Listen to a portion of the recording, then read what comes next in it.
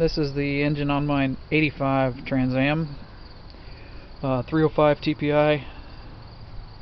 As you can see, someone has removed the mass airflow sensor. There is no map sensor. So I have ordered a new mass airflow from eBay and a cold air injection kit.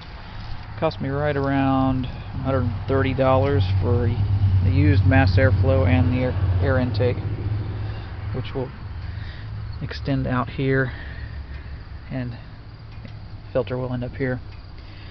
When I bought this, it was in pretty poor shape. The guy was driving it every day, but cap and rotor was garbage.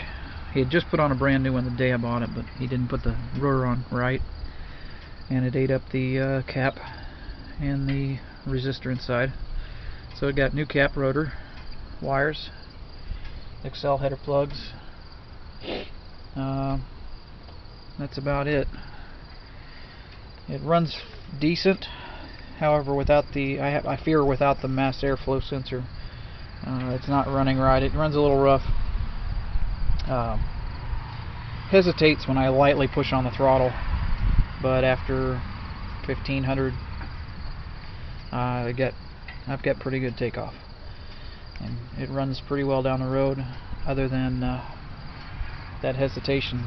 And now if I punch it, it's fine. But if anybody has any ideas on, I'm pretty sure it's a mass airflow, but if you have any ideas on what else it could be, let me know.